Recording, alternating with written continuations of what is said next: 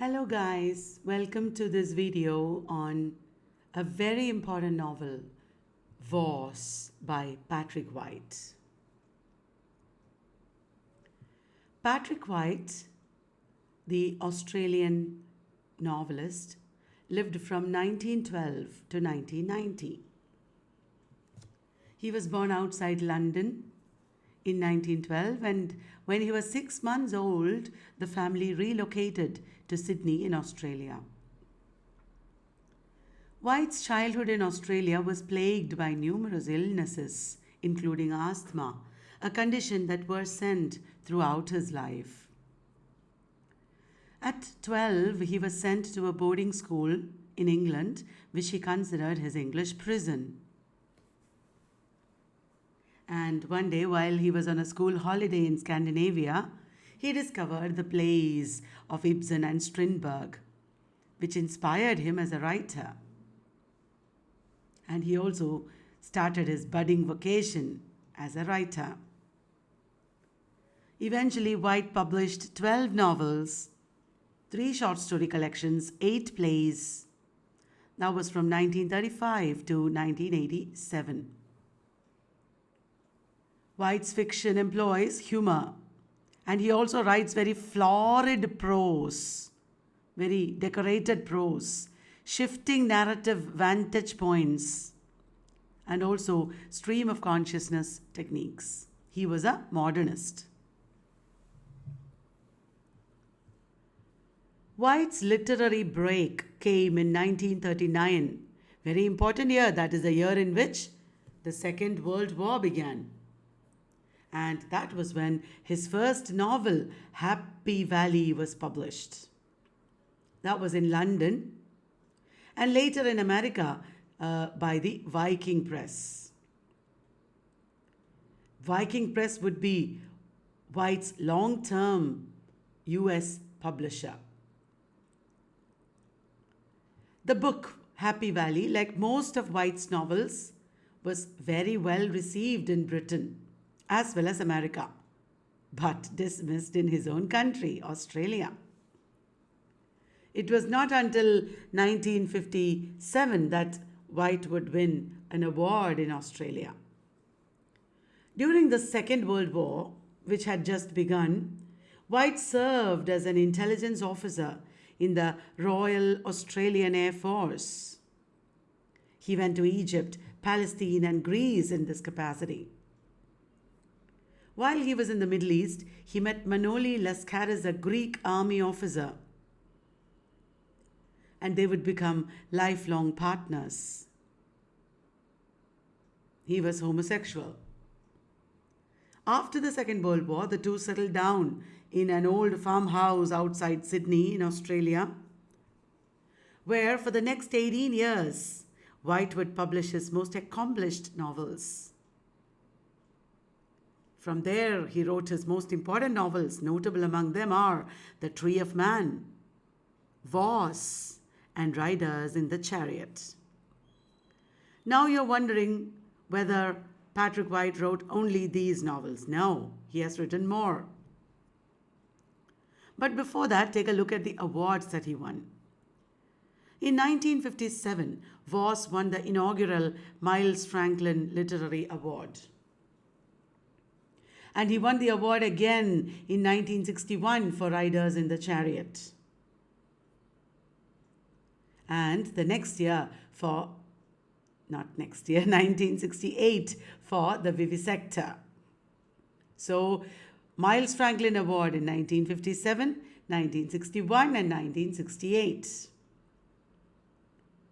And then in 1973, he was awarded the Nobel Prize in Literature for an epic and psychological narrative art, which has introduced a new continent into literature. That is what the Nobel citation said. The only Australian to have been awarded the prize until then, he was the first from Australia. Now look at his works. Happy Valley was followed by The Living and the Dead, The Yarn's Story, The Tree of Man, Voss, Riders in the Chariot. They are very important works. followed by the solid mandala, the vivisector. And when he got the Nobel Prize that year, the Eye of the Storm. Later works are A Fringe of Leaves, The Twyborn Affair, Memoirs of Many in One, and one final unfinished work, The Hanging Garden. He has also written short stories and an autobiography, Flaws in the Glass. Now, Voss. Voss is the fifth published novel by Patrick White. It is based upon the 19th century Prussian explorer and naturalist Ludwig Leichhardt. This 19th century explorer disappeared while on an expedition into the Australian outback. You see, Australia used to be wilderness. There was a lot of uninhabited desert land in Australia. Exploration into the Australian desert, which was crucial for white settlement. This happened a lot in the 19th century, and many people died, and it failed also many times. This German explorer Ludwig Leichhardt was one of the several 19th century explorers to perish in the Australian outback, in the Australian bushes. You know, such attempts to cross the continent did not always end in tragedy, but many times it did. And it inspired the fictional genre called the bush novel. It shares similarities with American westerns. American westerns are also beyond the frontier stories. These bush novels were popular reading. These pulp novels centered on the daring of Europeans in an exotic, threatening, and often unknowable place. The Europeans are adventurers. They are daring people in such stories. It is this genre that Patrick White borrows from and ultimately subverts in his novel Voss. While Patrick White based his doomed protagonist on Leichhardt, White was not interested in a historical reconstruction. White did not want to reconstruct the history. He did not want to reconstruct the failed expedition of 1848. Rather, Patrick White's story becomes like a symbol. Johann Ulrich Voss becomes a symbol of our flawed abilities to perceive and communicate deep truths. As human beings, we make mistakes. We are not able to understand the truths properly. That is a very important message in Voss, and also the role of suffering in finding the path to wisdom. These are themes which recur throughout his fiction. Voss's expedition is sponsored by the Bonner family. They are a well-to-do Sydney draper family. Drapers are people who make curtains, etc. Edmund Bonner. When Voss first arrives at the Bonner house on a Saturday morning, he is immediately marked as an outsider. Because not only is he German and awkward in the company of genteel society, among the rich, sophisticated people, he's a little awkward. And he's German. But he also apparently lacks the good sense not to call on his patron during church hours. Wrong time. He calls on the Bonner family at the wrong time. Furthermore, his apparent compulsion to venture into the Australian wilds arouses the interest and dismay of his hosts in Sydney. He is compelled, he has a desire to venture into the Australian wilderness. That is not something that people normally do. And this arouses the interest and dismay of the people in Sydney. Equally distressing is his fondness for reciting romantic German poetry. He is fond of reciting romantic German poetry, which also marks him out as different from the others.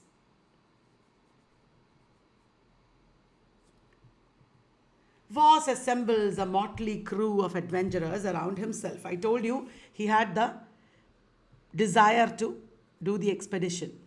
He assembles a motley crew of adventurers. They include Palfreyman, an ornithologist who struggles vainly to reconcile his faith with his scientific principles. Palfreyman eventually is the man who brings together all these people. He is the unifying factor, and then in between he dies also. He has scientific principles and he is struggling between science and religious faith. Then there is Le Mesurier, a Rimbaud-like figure. Rimbaud was a French symbolist. A Rimbaud-like figure whose most important possession is a notebook filled with apocalyptic prose poems. He is like a dreamer and an artist. Apocalyptic prose poems. You know, the ending. Apocalypse is the ending, the future, ending. And he is a tragic figure like Rimbaud. Later in the journey, they are joined by two aboriginal guides, Dugald and Jackie, Angus, a rich young property owner, and Judd, a recently freed convict. Remember, important character. And Voss conceives of himself like a Superman. Like Raskolnikov in Crime and Punishment, even though he starts off thinking that he's a Superman, he realizes he's not. Apparently reared on German idealist philosophy, because he's German, he has been influenced by German idealist philosophy apparently. And Voss sees himself as a Nietzschean Superman, or the embodiment of willpower, the Nietzschean idea that a Superman will become a Superman because of his will to power. You know, all human beings are driven by the will to power, and they will become Superman eventually. But you can speed up the process. Humanity will become Superman, but you can speed up the process by accentuating or feeling deeply this will to power, which is the main driving force in all humans.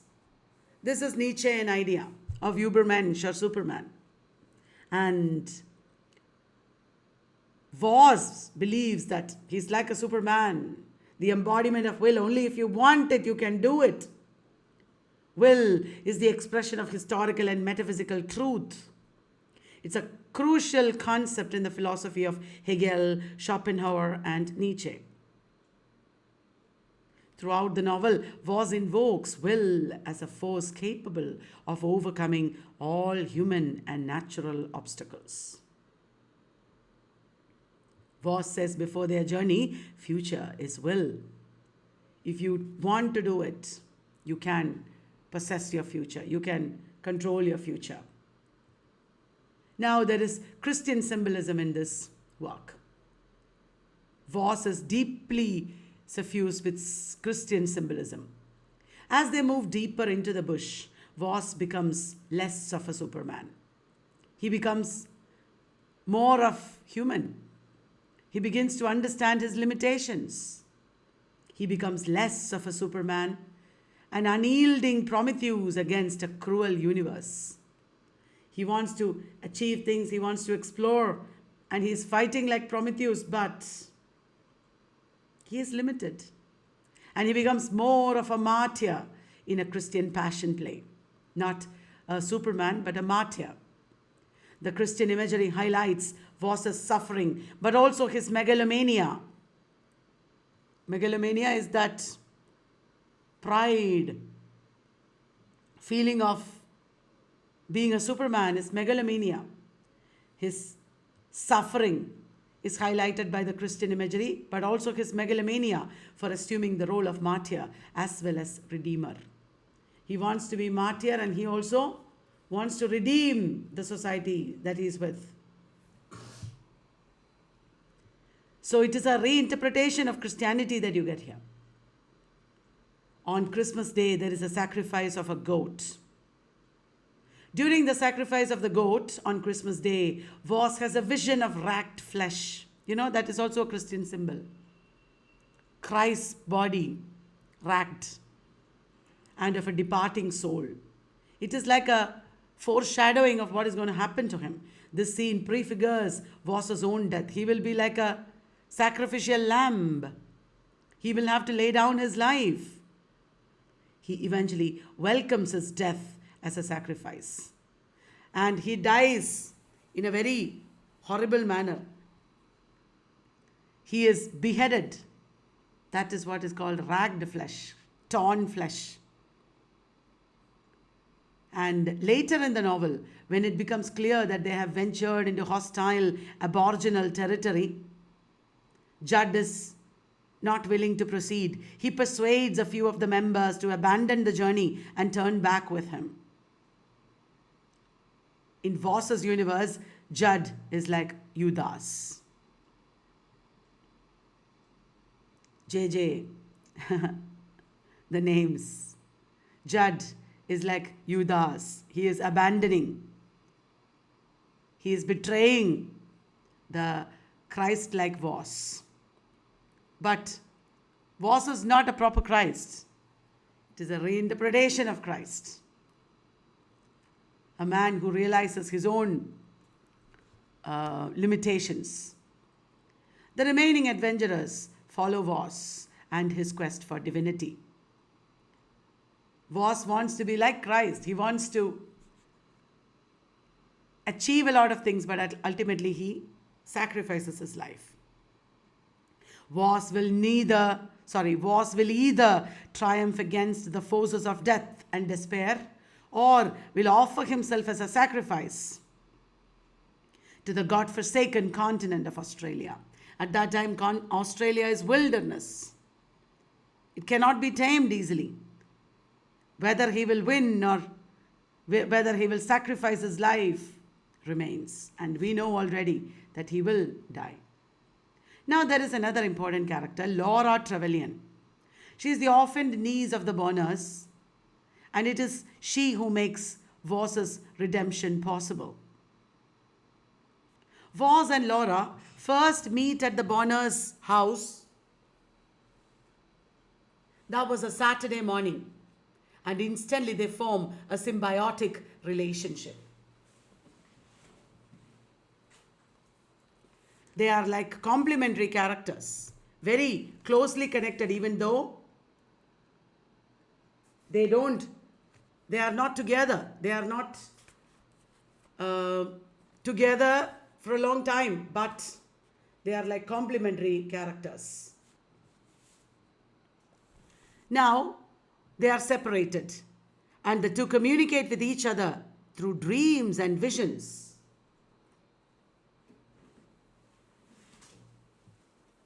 It is through dreams and visions that they communicate with each other. And it is through her intercession that Voss realizes the folly of his quest. It is because of her that he realizes that it is dangerous. What he is doing is dangerous. This relationship of Laura and Voss actually parallels the fate of the expedition. Now, once separated, they communicate with each other through dreams and visions. And it is only through her intercession and sponsorship that Voss realizes the folly of his quest to cross the continent and the folly of his delusions of divinity.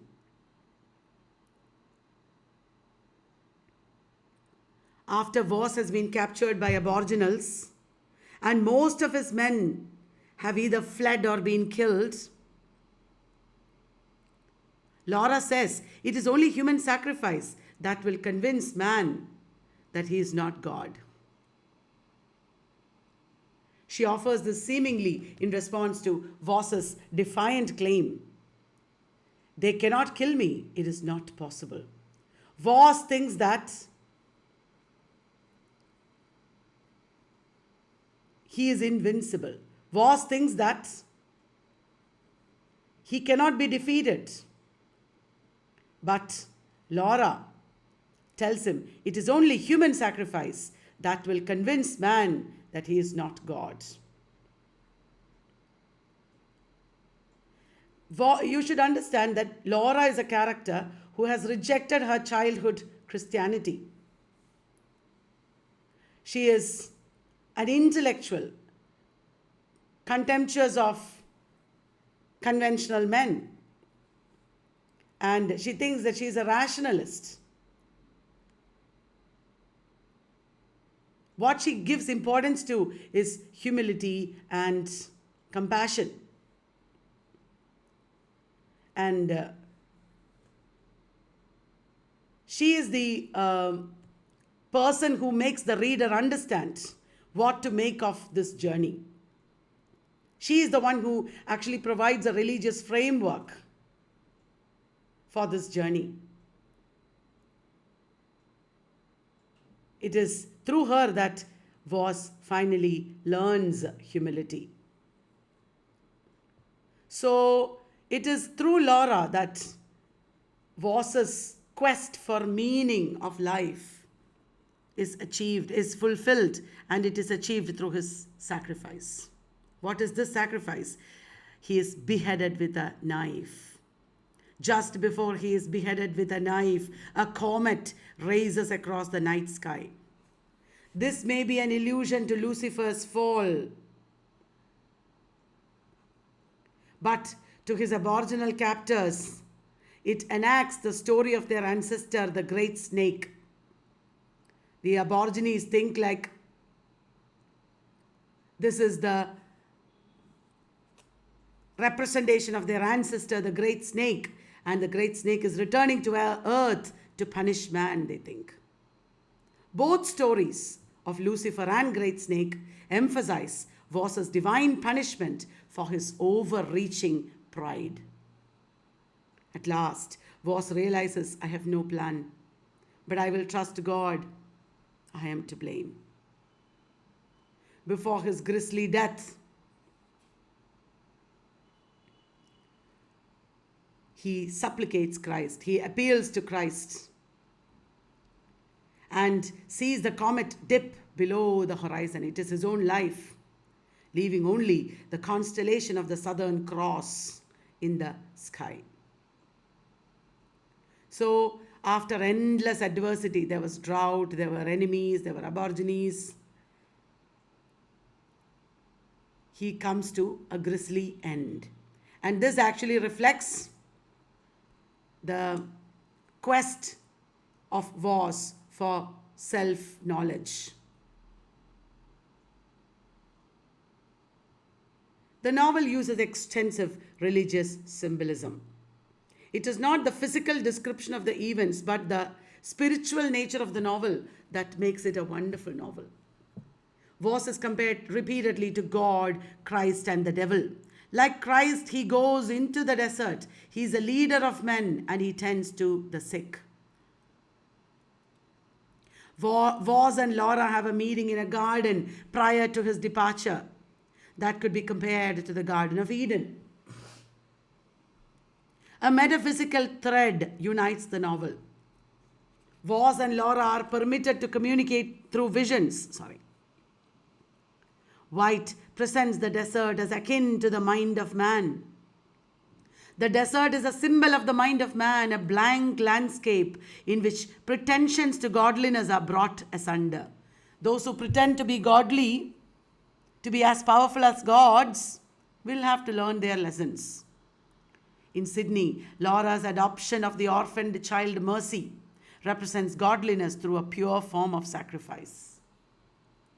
Through her humility and sacrifice and purity, she is teaching Voss a few things. There is a continual reference to duality in the traveling party. The group divides into two. a group led by Voss and the group led by Judd, eventually dividing after the death of the unifying agent, Mr. Paul Freeman. The intellect and pretensions to godliness of Voss are compared unfavorably with the simplicity and earthliness of the pardoned convict Judd. The man who pretends to be God is pretentious, but the man who is actually an ex-convict is simple and earthly. Mr. Judd, it is implied, has accepted the blankness of the desert of the mind, and in doing so, he has become more godlike than Voss. Look at the irony. The spirituality of Australia's indigenous people also infuses the sections of the book set in the desert. Indigenous people's spirituality also, along with Christianity. Voss has also been adapted into an opera of the same name, written by Richard Meal with the libretto by the famous writer David Malouf. The world premiere was at the 1986 Adelaide Festival of Arts. That brings us to the end of this video. I hope you enjoyed this discussion.